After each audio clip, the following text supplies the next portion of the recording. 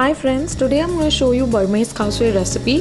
So when I was learning this recipe, I came across a lot of recipes from YouTube and several different channels, but couldn't find one which shows right from the beginning to end. So today I'm going to show you right from making the curry powder for this Burmese khasway till the condiment step, wherein we add in the condiments on top. I'm going to show you the making of that as well. So here's a complete dish that I'm going to show you. Let's begin with the curry powder first.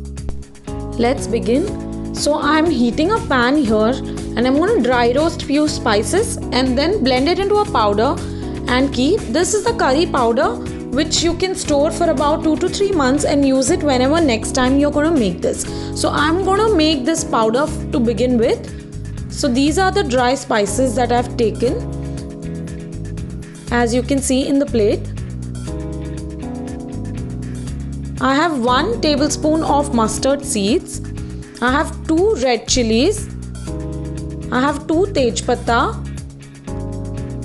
2 cinnamon stick that is dalchini, 3 cardamoms that is elaichi, 3 cloves and 3 to 4 peppercorns. With that I also have 2 tablespoons of coriander powder and 1 tablespoon of roasted jeera powder. If you do not have this, you can go ahead and put in the same amount of coriander seeds and cumin seeds along with this for dry roasting and then blend them together. Because I have a ready powder, I'm going to use that. So I'm adding all of the spices to a kadhai which I have heated.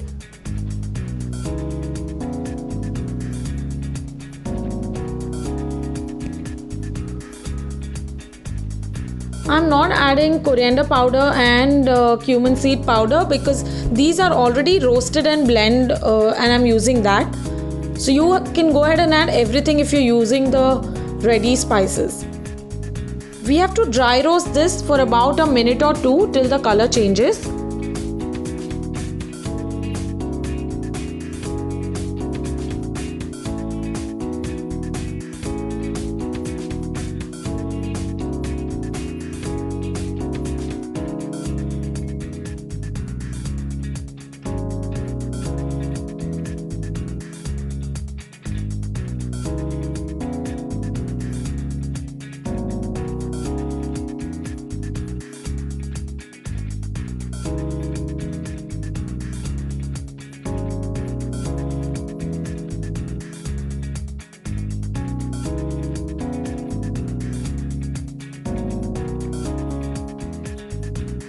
This is done. Now I'm going to blend it in a mixer. I'm also going to add the jeera powder and dhania powder to this and blend it into a powder.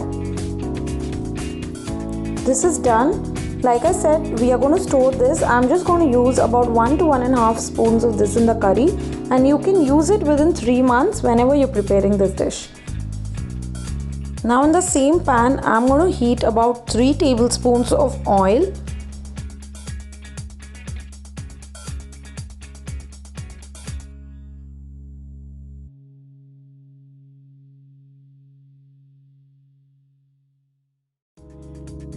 The proportion for all ingredients, I have written it in subtitles. Also, I have written it in the description box. So first I'm adding chopped garlic to this. And with it, I'm also going to add chopped onion.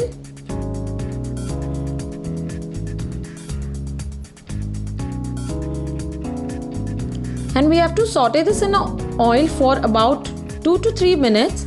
You don't have to brown the onions, just saute them for a minute till the raw smell goes off.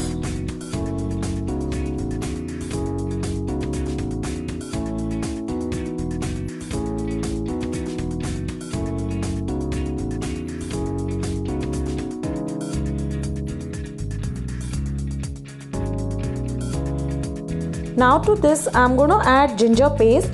If you don't have ginger paste, you can also use the regular ginger garlic paste that we have. And I'm going to saute this for about a minute or 2 for the raw smell of ginger to go off.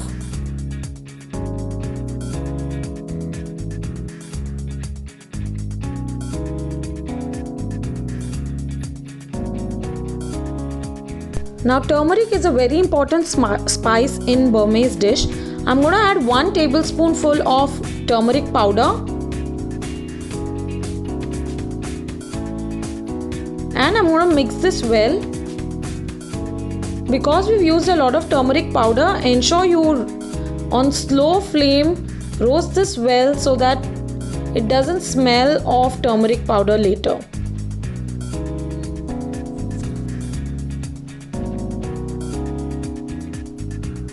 So I'm going to nicely go ahead and roast this.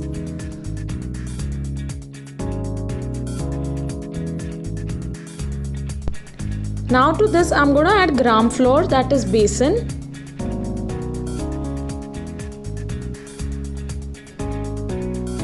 And I'm going to mix it and roast this for about a minute or two for the raw flavor of besan to go off. Do not add any water at this stage. After 2 minutes of roasting, I'm going to add in the curry powder that we made at the beginning.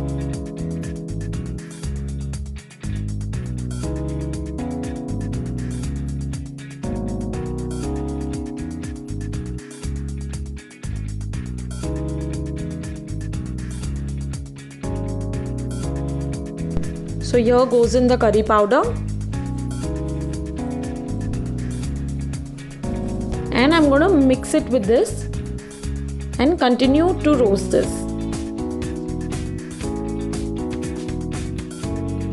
Now you can add in choice of vegetables semi-cooked into this. Don't cook them completely, we need the crunch of vegetables. I'm adding beans and baby corn only, but you can also add in carrots, you could add in broccoli.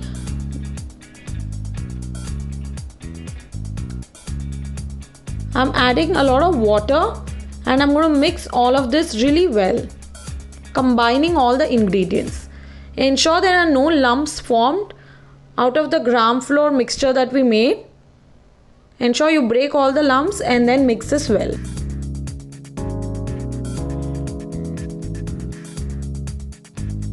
I'm going to add in some salt as per taste.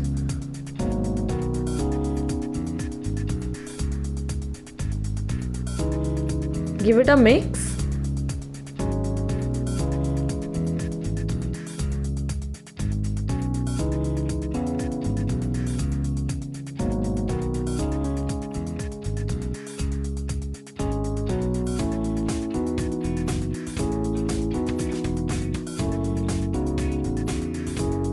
Heat it till it comes to a boil like this. You don't have to boil it too much, just 1 or 2 boil. And I'm going to add coconut milk to this.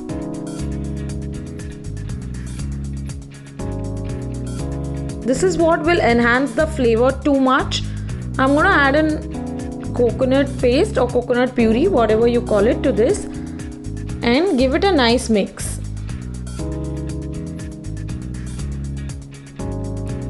There is a nice aroma of all the spices and the coconut milk together.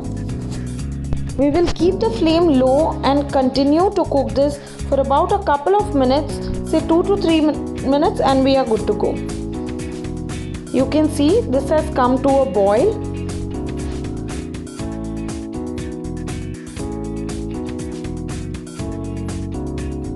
Now to thicken this mixture, I'm going to add in corn flour slurry to this. So I've taken some corn flour and I'm going to add in little water to this and make a slurry out of this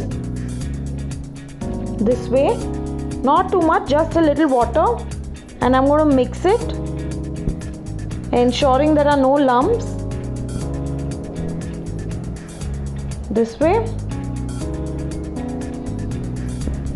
and I'm adding it to the curry. As soon as you add it to the curry, give it an immediate mix. And you'll see your curry started to thicken. It is important for the consistency of this curry to be semi-thick, not too thick, not too thin. It has to be of medium consistency. That's when it will stay on the noodles, else it will start separating if it's too watery. And the noodles may dry off if it's too thick. So ensure you get the right consistency. Keep mixing. I'm going to simmer this on low flame for about 2 to 3 minutes and then we'll put the flame off. The curry is almost ready. We will set it aside. And now, like I said, condiments play a very important role in Burmese khao soi.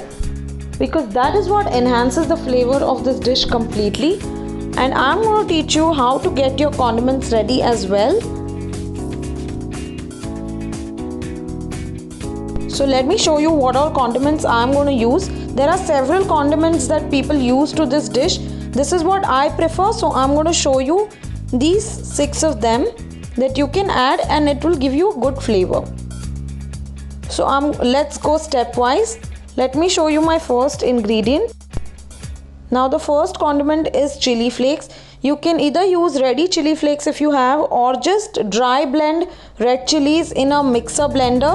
Roughly coat them, don't make too much of a powder, this way, and then this is ready. Let's put it aside. Now the second one is burnt garlic. You just have to chop garlic and keep roasting it in little oil on low flame till it becomes nice and crunchy and brown. The third one is my favorite, that is fried onions. For this, thin slice onions and then keep frying it in oil till you get a crispy crunchy brown texture. Then is fried peanut crunch. So you just have to fry peanuts in the oil and then you can coarsely just grind it. And then I have ready mixed herbs. You can either use oregano or mixed herb that is available in the market. You can use either of them. And then I have chili vinegar, so I have just fine chopped green chilies and added it to a vinegar bowl and set it aside for an hour, and this should be ready. Let's plate all of them. So first we'll see the extremely important and first plating, that is of noodles. Now these are boiled noodles, the Hakka noodle packet that we get in the market. I have just used them. Follow the directions written on back of the packet so that you can get a proper cooked noodle.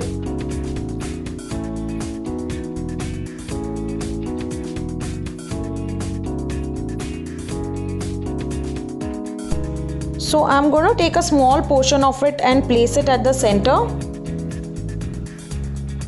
A little more. And then I'm just going to twist it a little like we do for spaghetti. This way. And it's now time for us to add our curry and condiments to this. So here comes the curry. I'm going to mix this once.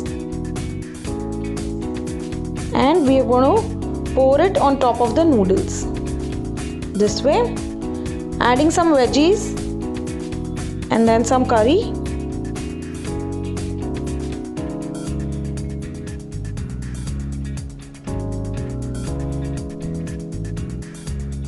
This is done.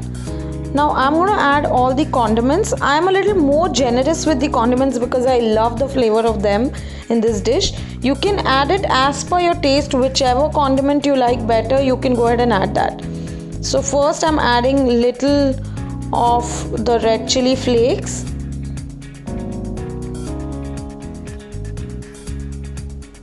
Then I'm adding some mixed herbs or oregano if you're using that. Don't add too much because this is salty and we've already added salt to the curry. So don't add a lot of them. Now for crunch, here comes the groundnut roasted one.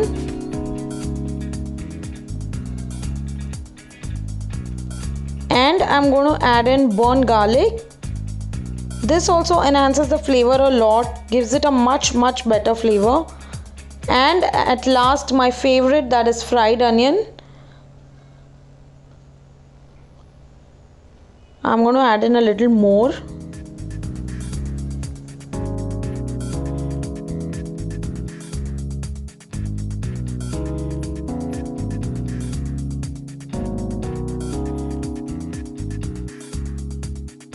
And now I'm going to add the chili vinegar. So taking few chili pieces and some vinegar, I'm just going to put it on top of this. And this is absolutely ready. This is one of my favorite dish, guys. Hope you love this recipe. Don't forget to like, share and subscribe to my channel and ring the bell icon to get more such yummy updates. See you until next time in the kitchen of Prep Cook Live.